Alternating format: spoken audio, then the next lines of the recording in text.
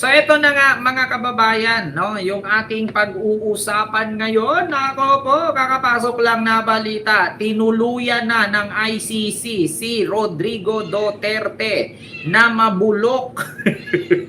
Mabulok mga kababayan sa loob ng kulungan. Nako po, magbabayad ito ng 30 million pala sa loob ng 30 years, 1 million a year. Kung totoo man yung resibong kumakalat ngayon. Sino pong nakabasa mga kababayan? May kumakalat po na resibo ngayon na iminalabas na magbabayad pala si Digong ng 1 million euro. 1 million euro a year kung totoong yung kumakalat ngayon. Ako nagtatanong hindi ako katulad sa mga DDS. Napanood lang na ganun, ipapakalat agad, hindi nagtatanong, di ba? So ito po mga kababayan, kakapasok lang na balita. Ipaparinig ko sa inyo mula po ito sa GMA News, 24 oras. Ito po, 1, 2, 3, action! Patay ka diyan. Isasalang na sa paglilitis ng International Criminal Court si dating Pangulong Rodrigo. Isasalang na sa paglilitis ng International Criminal Court si dating Pangulong Rodrigo Duterte. Kasunod dyan ang pagkumpirma ng Pre-Trial Chamber 1 ng ICC sa lahat ng charges laban kay Duterte para po sa kaso of crimes against humanity of murder. Narinig nyo? Mga kababayan, ICC Pre-Trial Chamber 1, kinumpirma ang lahat ng charges laban kay ex-President Duterte. So, ibig sabihin, kinumpirm na, mga kababayan, kung ilang counts. No? Akala ko sa sunod hearing pa. Hindi pala. Mga kababayan, hindi pala sa sunod hearing. Actually, kanina lang. Kanina lang mga kababayan, kinumpirma na. Ito. And attempted murder. Batay sa mga iniharap na ebidensya, organisado ang pagpaslang na nagsimula sa Davao City at pinalawig nationwide at itinuturing na mastermind si Duterte. Hala! Nakatutok live si JP Soriano. Ayan na!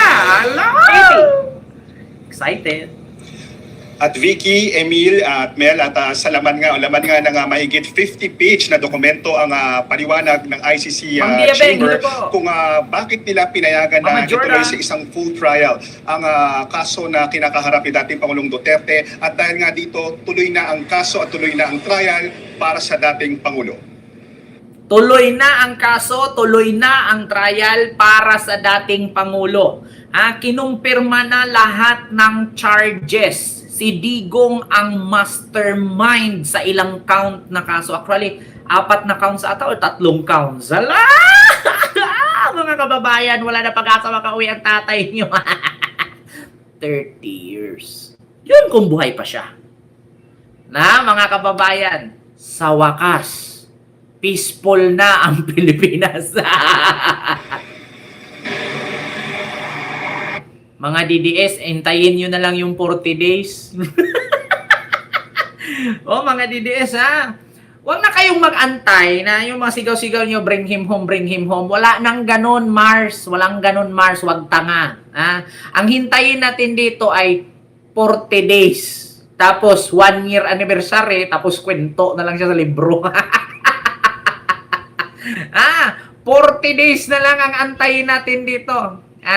Mga DDS, 40 days. Tapos 1 year anniversary.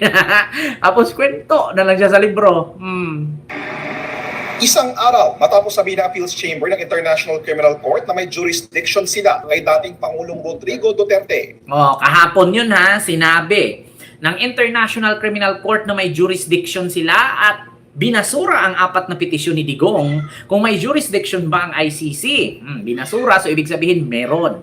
Tapos ngayon, inilabas nila agad-agad.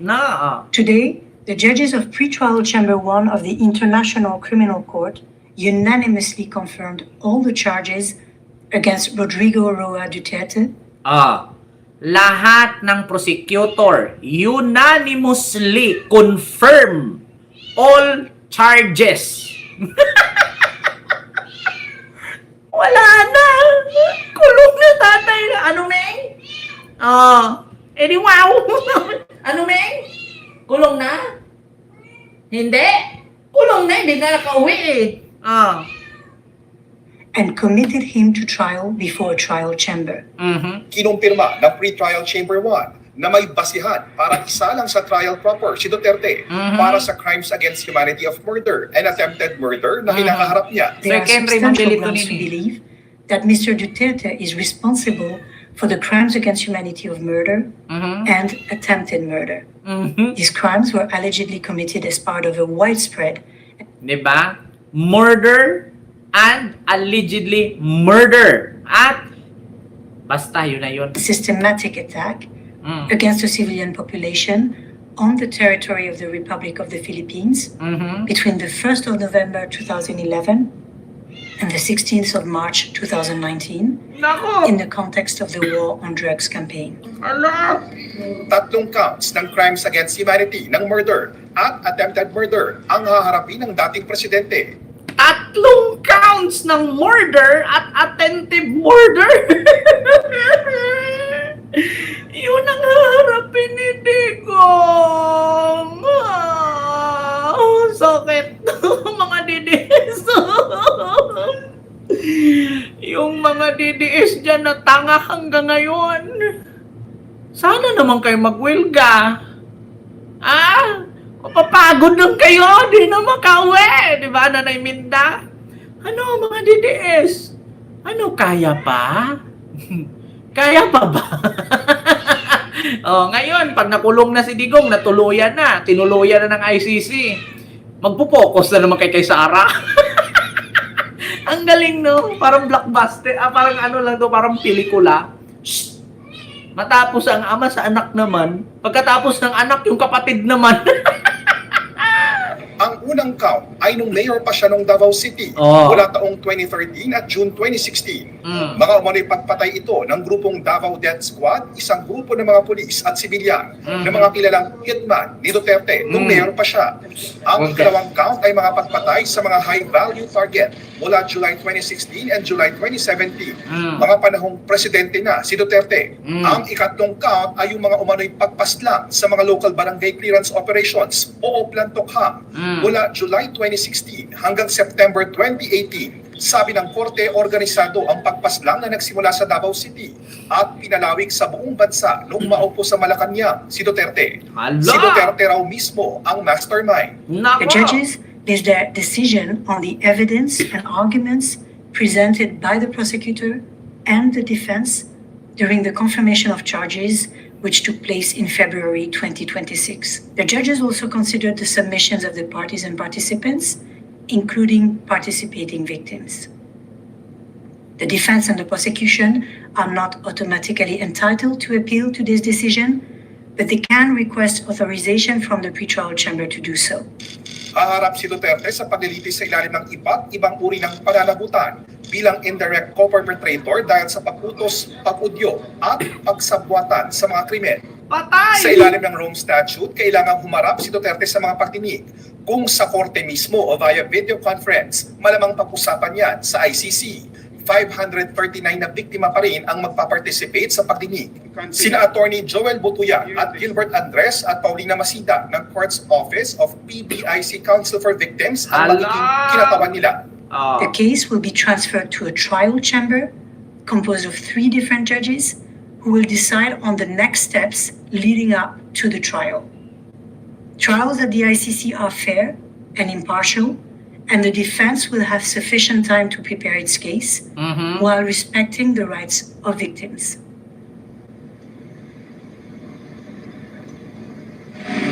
At sa isang pahayag, natutuwa raw ang Office of the Prosecutor sa naging desisyon ng pre-trial chamber. Pinapakita raw nito ang lalim ng investigasyon at malakas na ebidensyang Maraming salamat po, Mami Rian Rosero. Ayan, mega love shoutout po. Nako, Digong, ano na. harap nila.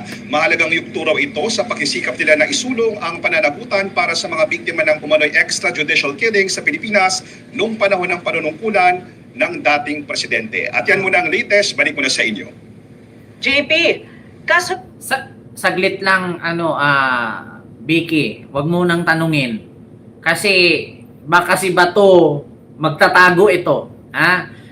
Vicky Morales, ma'am, wag mo munang ituloy yung itanong mo. Kasi si Bongo at si Bato ngayon, si Aguirre, si Albayalde, nanginginig niya. Alam ko ang itatanong ni Vicky Morales dito.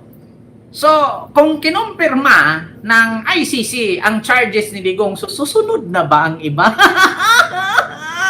Ala, mga kababayan. Nako. Anong sabi nung babae? The charges of Rodrigo Roa Duterte. The 3 counts of charges, murder and attempted murder. Yung itatanong ni Vicky Morales, alam ko na to. Ito. Ulitin natin ha.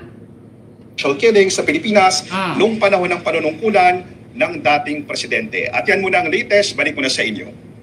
JP, kasunod ng pagkumpirma ng pre-trial Chamber 1 dun sa lahat ng charges laban kay Duterte, kailan kaya posibleng simula ng paglilitis sa kanya? Ay, kala ko, yun na yun.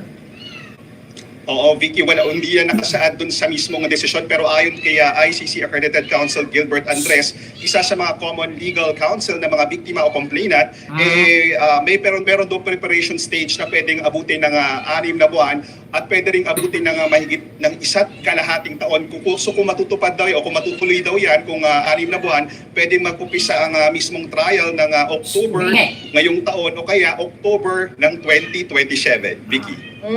Pwede pa rin bang i-waive ni Duterte ang karapatan niyang humarap sa mga pagdinig? Nako, buti na lang hindi tinanong ni Vicky Morales patungkol kay Bato, kay Bongo kung isusunod na ba. Sana tatanungin niya.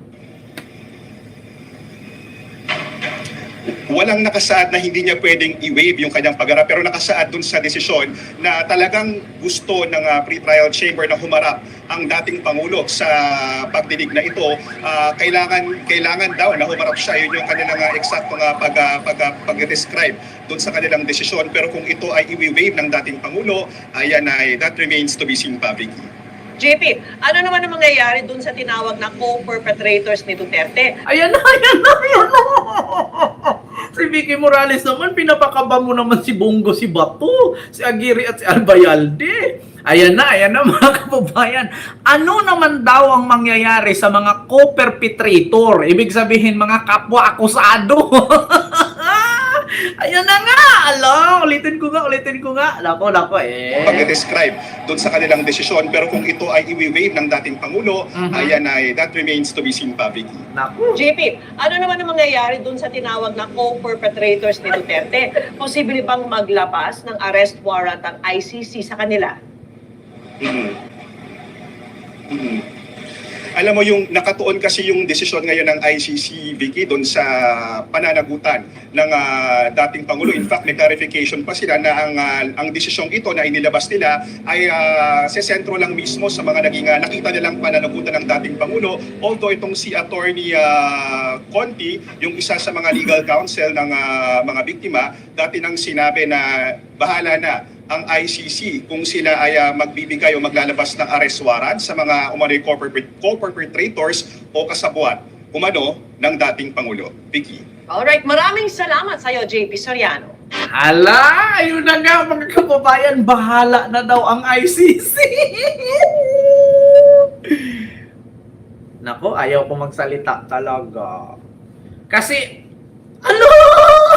sabi pa naman ni Trillanes, pag nakumpirma na ni Digong ang mga charges niya, malayo lang 1 buwan, ayaw ko i-continue, makukulong na silang lahat. Boss, naku, baka hindi pa. Alam niyo, sa totoo lang, itong impeachment ni Sara sa Congress, kapag hindi madaliin yan, kulang ang pirma ni Sara sa Senado pag naaresto si Bongo at si Bato. Yung 13, nakuhaan ng 2, 11 na lang. Tapos makukulong pa si Cheese. Makukulong pa si Jinggoy. Makukulong si Villanueva. Putang ina, hindi naabot. Ala, iinit talaga tong tag-init, no? Buti pa Baguio, 9 degree. 19 degree. Diba? Naku, mga DDS. Ano ba abangan natin mga DDS? Itong impeachment ni Sara or yung pag-aresto kay Bato at Bongo? Maguguluhan itong mga DDS, mga kababayan. maguguluhan to sila. Di nila alam kung sino bang ating poprotektahan dito, si Bongo, si Bato, si Sara, o si Digong. Kasi sunod-sunod na to eh. Shh! Hoy! Halika dito, dali! Halika muna dito. Naku, magagalit si Bato. Nandyan si Bato nagtago. Wala ka, bahala ka dyan. Halika na, dali. Halina, dali. Come. Halina. Bahala ka sa buhay mo. Kita nyo, pati yung pusa, natatakot na. Di ba? Naku, mga kababayan. Mukhang, wala na. Tinuluyan na ng ICC yung tatay yung karton. Tapos na ang usapang bring him home. Anong sunod? Tapos na yung bring him home. Anong sunod nating gagawin? Ano na naman kaya ang isigawan nila? Hair follicle test. Hair follicle test ba? Mga kababayan, ano ba? Hair follicle test na naman ba ang isigaw? Hair follicle test! Follicle test! Hair cuticle test! Hair follicle test! Naku, mga kababayan, tinuluyan nga. Naku, patay kang bata ka. Eto na, mga kababayan ko. Shh, hoy! Halika nga dito. Lumapit ka dito. Halika. Pakita ka sa live. Dali. Dito. Halika. Halika na. Huwag ka na dun sa pinto. Ayan. Anong sinisigaw mo? Bakit? Ano bang ginagawa mo dun? Anong sabi mo dun sa pinto? Makulong na si Digong? Habang buhay na siya dun? Makukulong na siya? Makukulong na daw. Patay na si Digong. Uuwi na yung tatay nilang karton, no? Kasi makukulong na. Yan na ang sinasabi ko, mga kababayan, na talagang wala nang pag-asa yung tatay nilang makalaya pa. Tigilan nyo na yung kakasigaw ninyo ng bring him home. Isigaw nyo na lang, meow! Meow! Diba, no? Meow? Gustong lumabas na kasi, nakarinig na kasi siya sa dog na umiiyak. Ibig sabihin, yung dog kasi namin pag sumisigaw na umiiyak, tatai na yun. Sasama kasi siya sa labas pag tumai. Doon ka na muna.